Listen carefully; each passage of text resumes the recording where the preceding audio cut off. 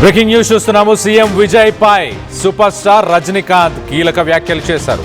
CM విజయ్ని కాకుండా అడ్డుకోవడానికి నేను చూడలేదు, ఆయన సీఎం అవ్వకుండా అడ్డుకోవడానికి నేను చూడలేదు అంటూ రజనీకాంత్ సెన్సేషనల్ కామెంట్స్. అలాంటి నీచ రాజకీయాలు నేను చేయను, రాజకీయాలతో నాకు ఎలాంటి సంబంధం లేదు, పాలిటిక్స్కి నాకు ఎలాంటి సంబంధం లేదు, అలాంటప్పుడు నాకెందుకు అసూయ ఉంటుంది అంటూ ఆయన మాట్లాడుకొచ్చారు. ఒకవేళ నా తోటి కళాకారుడు కమల్ హాసన్, నా మిత్రుడు కమల్ హాసన్ సీఎం అయితే ఏమో అసూయ పడేవాడినేమో, కానీ నాకు విజయ్కి మధ్య ఒక జనరేషన్ గ్యాప్ ఉంది, విజయ్ సీఎం అయితే నాకెందుకు అసూయ అంటూ రజనీకాంత్ సెన్సేషనల్ కామెంట్స్ చేశారు. కానీ విజయ్ 52 ఏళ్ల వయస్సులోనే ఎన్టీఆర్, ఎంజీఆర్ కంటే పెద్ద విజయాన్ని సాధించారు. ఇటీవల నేను స్టాలిన్ని కలవడం ఏదైతే జరిగిందో అది స్టాలిన్ నాకు ఒక మంచి మిత్రుడు, అంతే, ఆయనని పరామర్శించడానికి నేను కలిశాను తప్పించి దానిపైన నెగిటివ్ ప్రచారం ఏదైతే జరిగిందో దాన్ని నేను ఖండిస్తున్నాను అంటూ రజనీకాంత్ మాట్లాడుకొచ్చారు. ఆయన సెన్సేషనల్ స్టేట్మెంట్స్ అని చెప్పొచ్చు. సో మొత్తం మీద రజనీకాంత్ ఇటు చీఫ్ మినిస్టర్ విజయ్ని గతంలో కూడా మనం ఒకసారి చూస్తే కనుక 2026 మార్చిలో టీవీకే పార్టీకి సంబంధించిన జనరల్ సెక్రటరీ ఆదవ్ అర్జున, ఆయన డిఎంకే పార్టీ రజనీకాంత్ని గతంలో బెదిరించింది, అందుకే ఆయన రాజకీయాల్లోకి రాలేదు అంటూ ఆయన మార్చి 12న ఒక స్టేట్మెంట్ ఇచ్చారు. అలాగే రజనీకాంత్ అప్పుడు కూడా స్పందిస్తూ ఒక ట్వీట్ని చేశారు, టైం వస్తుంది, వెయిట్ చేయండి అంటూ ఒక మాట రజనీకాంత్ గతంలో మాట్లాడారు. అప్పుడు దానిపైన చాలామంది విశ్లేషకులు టైం వస్తుంది అని అంటే ఆయన మళ్ళీ రాజకీయాలకు రాబోతున్నాడా అంటూ చర్చ జరిగింది.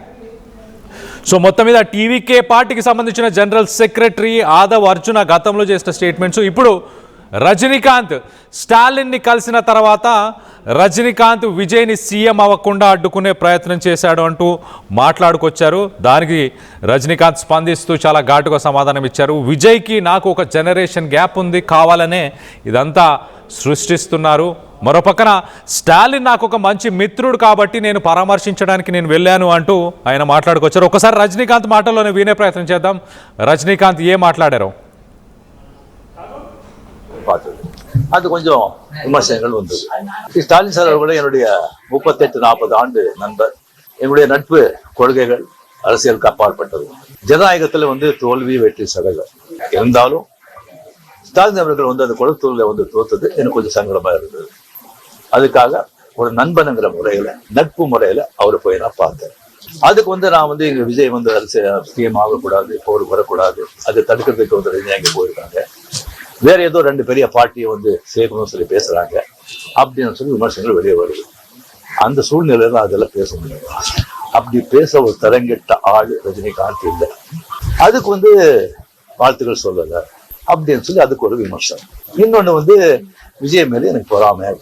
நான் அரசியல் இல்லை, அரசியல் நான் இல்லைன்னு சொல்லி விலகி ஆச்சு. அரசியல் நான் இல்லாத போது அவர் மேல எனக்கு ஏன் பொறாம? ஒருவேளை கமல்ஹாசன் ஏதாவது முதலமைச்சர் தான் எனக்கு பொறாம வந்திருக்குமோ என்னமோ தெரியாது. அப்போ கூட வந்திருக்காது. கிடைக்காம இருக்கிறது கிடைக்காது. எனக்கும் விஜயருக்கு ஒரு ஜெனரேஷன் கேப், கிட்ட 25 இயர்ஸ் டிஃபரன்ஸ். நான் முதலையே சொல்லியிருக்கேன். நான் விஜய் நான் கம்பேர் பண்ணிக்கிட்டா அது எனக்கு நல்லது இல்லை, கெட்ட பேரு. விஜய் என்ன பத்தி கம்பேர் பண்ணிட்டு அவருக்கு நல்லது. சின்ன வயசுல இருந்து அவர் பார்த்துட்டு அவரு சிஎம் ஆனதுல எனக்கு என்ன போறாங்க? அது இவ்வளவு சின்ன வயசுல 52 வயசுல எம்ஜிஆர், என்டிஆர் சாதனை பண்றதை விட அதை விட ஜாஸ்தி. கம்ப்ளீட்டா சென்டர் பிஜேபி எவ்வளவு பெரிய பவர்ஃபுல் சென்டர். இங்க 2 பெரிய கட்சிகளை எதிர்த்து தனி ஆளை ஜெயிச்சிருக்காங்க. அது நம்ம சினிமா இண்டஸ்ட்ரியில இருக்கு. எனக்கு அது பொறாமை இல்லை, ஒரு ஆச்சரியம் கலந்த ஒரு சந்தோஷம். அடையா அப்ரிசியேஷன், சூப்பர். ஸோ அந்த பொறாமையும் இல்லை. ஸ்டாலின் சார் போய் பார்த்தது அது கொஞ்சம் விமர்சனங்கள் வந்தது. ஸ்டாலின் சார் கூட என்னுடைய 38-40 ஆண்டு நண்பர். என்னுடைய நட்பு கொள்கைகள் அரசியலுக்கு அப்பாற்பட்டது. ஜனநாயகத்துல தோல்வி வெற்றி சகஜம். இருந்தாலும் ஸ்டாலின் அவர்கள் அந்த குளத்தூர்ல தோத்தது எனக்கு கொஞ்சம் சங்கடமா இருந்தது. அதுக்காக ஒரு நண்பனுங்கிற முறையில நட்பு. రజనీకాంత్ ఇక్కడ చీఫ్ మినిస్టర్ విజయ్ని ఉద్దేశించి, విజయ్ ఎంజీఆర్, ఎన్టీఆర్ వయసులో వాళ్ళు 52 సంవత్సరాల వయసులో విజయ్ సాధించిన విజయాలు ఎన్టీఆర్, ఎంజీఆర్ కూడా సాధించలేకపోయారు. అంతా సక్సెస్ అయ్యాడు విజయ్. విజయ్కి నాకు ఒక జనరేషన్ గ్యాప్ ఉంది. అలాంటి వ్యక్తితో నేను ఎందుకు పోల్చుకుంటాను? ఏవైతే వదంతులు వస్తున్నాయో అవన్నీ తప్పు. స్టాలిన్ నాకు ఒక మంచి మిత్రుడు మాత్రమే. ఆ మంచి మిత్రుడిని కలిసి పరామర్శించడానికి నేను వెళ్ళాను. అంతేకాని విజయ్ సీఎం అవ్వకుండా అడ్డుకోవడానికి నేను ఎలాంటి ప్రయత్నాలు చేయలేదు. నాకు విజయ్, చీఫ్ మినిస్టర్ విజయ్ పైన నాకు ఎలాంటి అసూయ లేదు అంటూ రజనీకాంత్ ప్రెస్ ముందుకొచ్చి, మీడియా ముందుకొచ్చి మాట్లాడడం జరిగింది. గతంలో కూడా మార్చిలో టీవీకే పార్టీకి సంబంధించిన, విజయ్ పార్టీకి సంబంధించిన జనరల్ సెక్రటరీ, విజయ్ని దగ్గరుండి గెలిపించిన వ్యక్తి అని చెప్పొచ్చు ఒక రకంగా. ఆ వ్యక్తి కూడా రజనీకాంత్ గురించి కొన్ని విమర్శలు చేశారు. అతని పేరు ఆదవ్ అర్జున. ఈ ఆదవ్ అర్జున మార్చి 12న డిఎంకే పార్టీ రజనీకాంత్ని బెదిరించింది కాబట్టే ఆయన రాజకీయాల్లోకి రాలేదు. అలాంటి భయాలకు విజయ్ లొంగడు కాబట్టే విజయ్ సీఎం అయ్యాడు. ఇవాళ సీఎంగా విజయ్ ఉండడానికి ఆ కాన్ఫిడెన్స్, ఆ స్ట్రెంగ్త్ విజయ్ దగ్గర ఉన్నాయి, రజనీకాంత్ దగ్గర లేవంటూ విజయ్ పార్టీకి సంబంధించిన జనరల్ సెక్రటరీ మార్చి నెలలో ఇలాంటి స్టేట్మెంట్స్ చేశాడు. అప్పుడు కూడా రజనీకాంత్ వాటిపైన స్పందిస్తూ సోషల్ మీడియా మాధ్యమంలో ఒక ట్వీట్ పెట్టి చాలా క్లియర్గా, ఆ ట్వీట్లో time awaits everybody wait for some time అన్నట్టు, కొంత టైము కాలమే అన్నిటికీ సమాధానం చెప్తుంది అంటూ రజనీకాంత్ ఒక స్టేట్మెంట్ ఇచ్చారు. అప్పుడు అందరూ స్పెక్యులేట్ చేశారు, రానున్న రోజుల్లో రజనీకాంత్ రాజకీయాల్లోకి ఏమైనా వచ్చే అవకాశం ఉందా? ఇప్పుడు ఆ అంశాన్ని కూడా రజనీకాంత్ ప్రస్తావించారు. రాజకీయాలకు నాకు ఎలాంటి సంబంధం లేదంటూ మాట్లాడారు. ఒకసారి దీనికి సంబంధించి లేటెస్ట్ అప్డేట్ కూడా తీసుకునే ప్రయత్నం చేద్దాం. ఏపీ నుంచి మా ఇన్పుట్ ఎడిటర్ కృష్ణమోహన్ అందుబాటులో ఉన్నారు. కృష్ణమోహన్తో మాట్లాడి తెలుసుకునే ప్రయత్నం చేద్దాం. కృష్ణమోహన్, చెప్పండి, అసలు రజనీకాంత్ మీడియా ముందుకి వచ్చి ఇలాంటి స్టేట్మెంట్స్ చేయడానికి గల ముఖ్య కారణం ఏంటి? కళ్యాణ బేసిక్ గా వరుసగా 2-3 రోజులు అంటే విజయ్ అధికారంలోకి వచ్చిన నేపథ్యం నుంచి కూడా రజనీకాంత్ మీద కొన్ని విమర్శలు, సోషల్ మీడియాలో కొత్త కథనాలు, విజయ్ ఫ్యాన్స్ కొంత రజనీకాంత్ని కించపరిచే విధంగా వ్యాఖ్యలు చేయడం, సోషల్ మీడియాలో ట్రోల్స్ చేయడం, ఇవన్నీ కూడా జరుగుతున్నాయి. దీనికి అంతా అసలు కారణం ఒకటే. బేసిక్ గా డిఎంకే పార్టీ ఓడిపోయిన తర్వాత రజనీకాంత్ స్టాలిన్ ని నేరుగా ఇంటికి వెళ్ళి కలిసి ఆయనతో మాట్లాడేసి వచ్చారు. అప్పుడే కొంతమంది విజయ్ పార్టీ టీవీకేకి సంబంధించిన పార్టీ కేడర్ వీళ్ళందరూ కూడా విజయ్ని అడ్డుకోకుండా విజయ్ని అడ్డుకునేదానికే రజనీకాంత్ నేరుగా స్టాలిన్ తో మంతనాలు జరుపుతున్నారు అని. ఆ తర్వాత రజనీకాంత్ వెంటనే బెంగళూరు వెళ్ళారు. బెంగళూరులో ఆశ్రమంలో 10 రోజులు ఉండడానికి ఆయన బెంగళూరుకి వెళ్ళిపోయారు. బెంగళూరుకి వెళ్తున్నప్పుడు కూడా అక్కడ ఎవరో సోషల్ మీడియాలో ఎయిర్పోర్ట్ లో రజనీకాంత్ని ఉద్దేశించి సార్ ఇట్లా విజయ్ ముఖ్యమంత్రి అయ్యారు అంటే ఆయన నవ్వి నమస్కారం పెట్టి అక్కడ వెళ్ళిపోయారు. దాన్ని ఆయనకి అభినందనలు కూడా తెలపలేదు. సో దాని మీద ఆయన కొంత బెంగళూరు నుంచి చెన్నైకి వచ్చిన వెంటనే ఈ రోజు ఆయన ప్రెస్ మీట్ పెట్టి దాని మీద మాట్లాడే ప్రయత్నం అయితే చేశారు.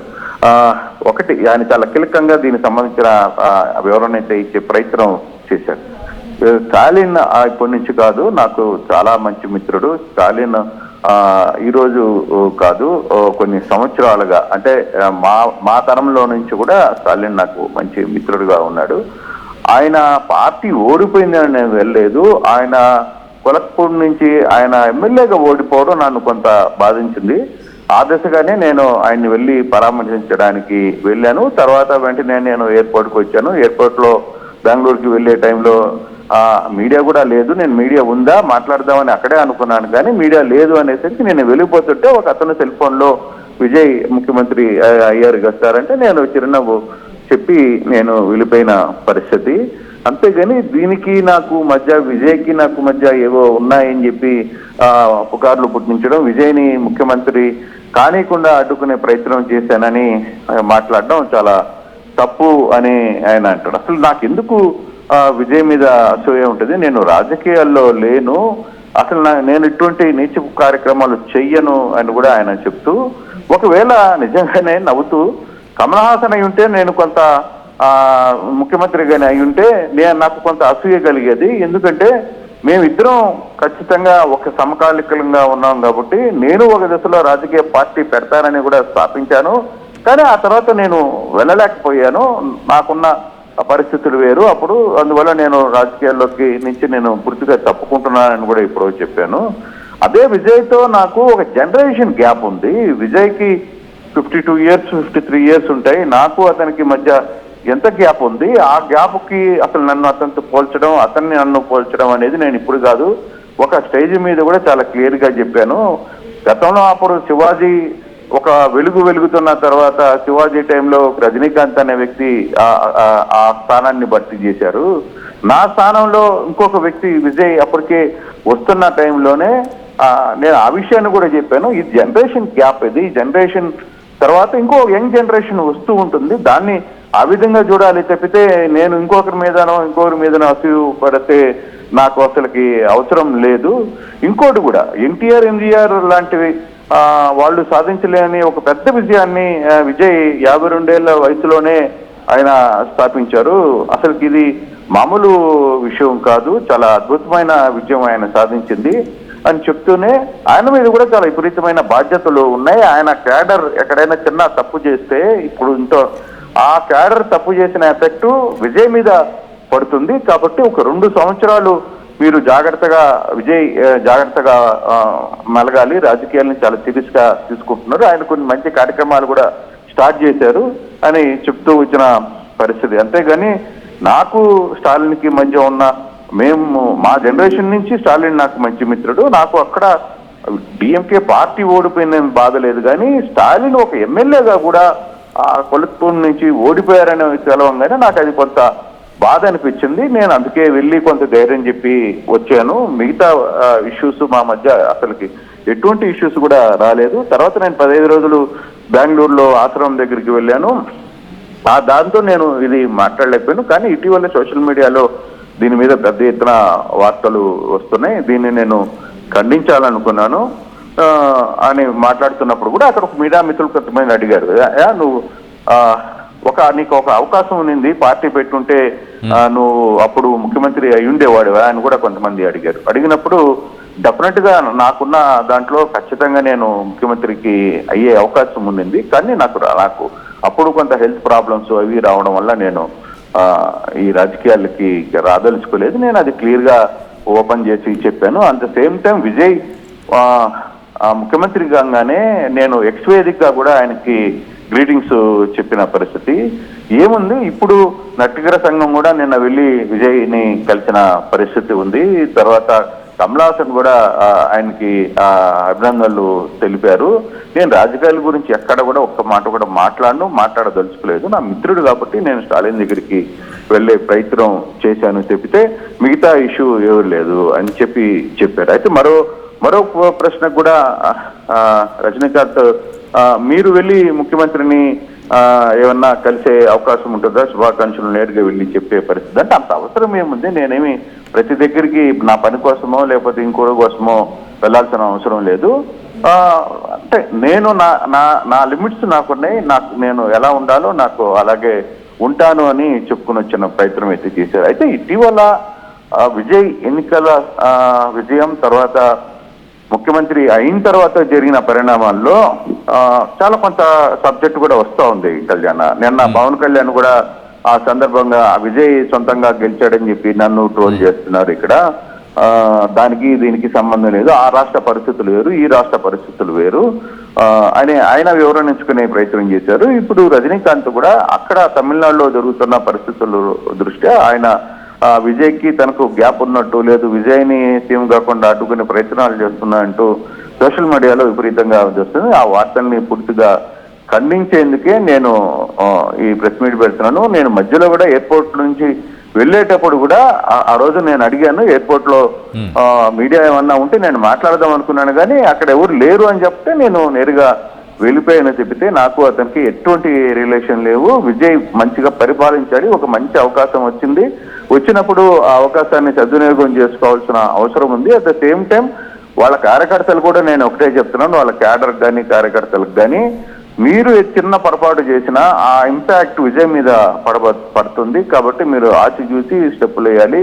కనీసం 2 సంవత్సరాలు మీరు చాలా జాగ్రత్తగా వ్యవహరించాల్సిన అవసరం అయితే ఉంది అని మాత్రం రజనీకాంత్ చెప్పుకుని వచ్చారు ప్రెస్ మీట్ లో Kalyan. Right Krishnamohan, thanks for the latest update. మొత్తం మీద సీఎం విజయ్ పైన రజనీకాంత్ సెన్సేషనల్ కామెంట్స్ చేశారు. ఆయన విజయాన్ని పొగుడుతూనే వచ్చారు. మరోపక్కన ఒక జనరేషన్ గ్యాప్ ఉంది నాకు సీఎం విజయ్కి, నేను ఆయన గురించి ఎందుకు అసూయ పడతాను, కమల్ హాసన్ సీఎం ఉంటే మేబీ ఆలోచించేవాడేమో అంటూ ఆయన చాలా సర్కాస్టిక్గానే మాట్లాడారు. మొత్తం మీద మీడియాని ఉద్దేశించి కూడా గతంలో ఎయిర్పోర్ట్లో ఒకరు వీడియో తీస్తూ ఆ వీడియోలో విజయ్ సీఎంగా అయ్యాడు, మీ స్పందన ఏంటి అంటే జస్ట్ ఒక స్మైల్ ఇచ్చి వెళ్ళిపోయాను నమస్కారం పెట్టి. కానీ అక్కడ మీడియా ఉండుంటే ఖచ్చితంగా మీడియాతోనే నేను మాట్లాడదామని అనుకున్నాను.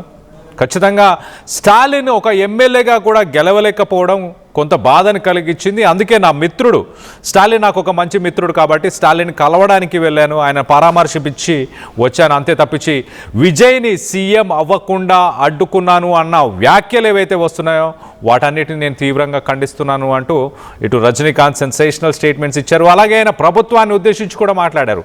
ప్రభుత్వం కొంత సమయం తీసుకోవాలి, ఒక 2 సంవత్సరాల పాటు జాగ్రత్తగా వ్యవహరించాలి. విజయ్ పార్టీకి సంబంధించిన నాయకులు అలాగే విజయ్ కానీ వీరందరూ కొంత జాగ్రత్తని పాటించాలి అంటూ కూడా రజనీకాంత్ చెప్పుకొచ్చారు. మంచి పథకాలను విజయ్ ప్రస్తుతానికి ప్రజలకు ఇచ్చే ప్రయత్నం చేస్తున్నారు, ఆయనకి కొంత సమయాన్ని కూడా ఇవ్వాలి ప్రతిపక్షాలు మిగతా పార్టీలు కూడా అంటూ రజనీకాంత్ సెన్సేషనల్ కామెంట్స్ అని చెప్పొచ్చు. మొత్తం మీద విజయ్ పైన రజనీకాంత్ చేసిన ఈ స్టేట్మెంట్స్ని మీరు సపోర్ట్ చేస్తున్నారా, లేక నిజంగానే విజయ్ ఒక చీఫ్ మినిస్టర్ అవ్వకూడదని రజనీకాంత్ అనుకున్నారా? మరోపక్కన మీడియాలో ఒక రిపోర్టర్ అడిగిన క్వశ్చన్కి, అంటే గతంలో మీరు పార్టీ పెట్టి సీఎం అవుదామని మీరు అనుకున్నారు కానీ దాన్ని బ్యాక్ స్టెప్ వేశారు, అప్పుడు మీరు పార్టీ పెట్టుంటే సీఎం అయ్యేవారా అని అడిగిన ఆ ప్రశ్నకి రజనీకాంత్ చాలా క్లియర్గా ఎస్ డెఫినెట్లీ నేను సీఎం అయ్యేవాడిని, కానీ అప్పుడు నా ఆరోగ్య పరిస్థితులు సరిగ్గా లేకపోవడం వల్ల నేను ఆ డెసిషన్ని వెనకకు తీసేసుకున్నాను, కానీ ప్రస్తుతానికి నాకు రాజకీయాలకి ఎలాంటి సంబంధం లేదు అంటూ కూడా ఆయన మాట్లాడుకొచ్చారు. దీనికి సంబంధించి మీరేమనుకుంటున్నారు? విజయ్ పైన రజనీకాంత్ చేసిన ఈ స్టేట్మెంట్స్ని మీరు సపోర్ట్ చేస్తున్నారా, దాంట్లో నిజం ఉందని మీరు భావిస్తున్నారా, లేక విజయ్ చీఫ్ మినిస్టర్ అవ్వకుండా ఉండడానికి రజనీకాంత్ అడ్డుపడ్డాడు అని మీరు భావిస్తున్నారా? మీ అభిప్రాయాలు ఏంటనేది కింద కామెంట్ రూపంలో తెలియపరచండి. ஸ்டாலின் சார் போய் பார்த்தது அது கொஞ்சம் விமர்சனங்கள் வந்தது. ஸ்டாலின் சார் கூட என்னுடைய 38-40 ஆண்டு நண்பர், என்னுடைய நட்பு கொள்கைகள் அரசியலுக்கு அப்பாற்பட்டது. ஜனநாயகத்துல தோல்வி வெற்றி சதகம் இருந்தாலும் ஸ்டாலின் அவர்கள் அந்த குளத்தூர்ல தோத்தது எனக்கு கொஞ்சம் சங்கடமா இருந்தது. அதுக்காக ஒரு நண்பனுங்கிற முறையில நட்பு முறையில அவரை போய் நான் பார்த்தேன். அதுக்கு நான் எங்க விஜய் சிஎம் ஆகக்கூடாது, போர் வரக்கூடாது, அதை தடுக்கிறதுக்கு ரஜினி போயிருக்காங்க, வேற ஏதோ 2 பெரிய பார்ட்டியை சேர்க்கணும்னு சொல்லி பேசுறாங்க அப்படின்னு சொல்லி விமர்சனங்கள் வெளியே வருது. அந்த சூழ்நிலையில தான் அதெல்லாம் பேச முடியும். அப்படி பேச ஒரு தரங்கெட்ட ஆள் ரஜினிகாந்த் இல்லை. அதுக்கு வாழ்த்துக்கள் சொல்லல அப்படின்னு சொல்லி அதுக்கு ஒரு விமர்சனம். இன்னொன்னு விஜய் மேல எனக்கு பொறாம, நான் அரசியல் இல்லை, அரசியல் நான் இல்லைன்னு சொல்லி விலகி ஆச்சு. அரசியல் தான் இல்லாத போது அவர் மேல எனக்கு ஏன் பொறாம? ஒருவேளை கமல்ஹாசன் ஏதாவது முதலமைச்சர் தான் எனக்கு பொறாம வந்திருக்குமோ என்னமோ தெரியாது. அப்போ கூட வந்திருக்காது. கிடைக்காது, கிடைக்காம இருக்காது, கிடைக்காம இருக்கிறது கிடைக்காது. எனக்கும் விஜய்க்கு ஒரு ஜெனரேஷன் கேப், கிட்டத்தட்ட 25 இயர்ஸ் டிஃபரன்ஸ். நான் முதல்லயே சொல்லியிருக்கேன், நான் விஜய் நான் கம்பேர் பண்ணிக்கிட்டா அது எனக்கு என்ன இல்லை கெட்ட பேரு. விஜய் என்ன பத்தி கம்பேர் பண்ணிட்டா அவருக்கு நான் சொல்லிருக்கேன். சின்ன வயசுல இருந்து அவர் பாதிச்சிருக்காரு. அவரு சிஎம் ஆனதுல எனக்கு என்ன போறாங்க? அது இவ்வளவு சின்ன வயசுல 52 வயசுல எம்ஜிஆர் என்டிஆர் சாதனை பண்றதை விட அதை விட ஜாஸ்தி கம்ப்ளீட்டா சென்டர் பிஜேபி எவ்வளவு பெரிய பவர்ஃபுல் சென்டர். இங்க 2 பெரிய கட்சிகளை எதிர்த்து தனி ஆளை ஜெயிச்சிருக்காங்க. அது நம்ம சினிமா இண்டஸ்ட்ரியில இருக்கு. எனக்கு அது பொறாமை இல்லை, ஒரு ஆச்சரியம் கலந்த ஒரு சந்தோஷம். அடையா அப்ரிசியேஷன், சூப்பர். ஸோ அந்த பொறாமை.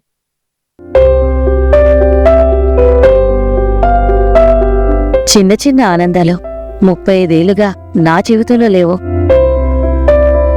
35 ఏళ్లుగా నేను డైపర్లలో బ్రతికాను.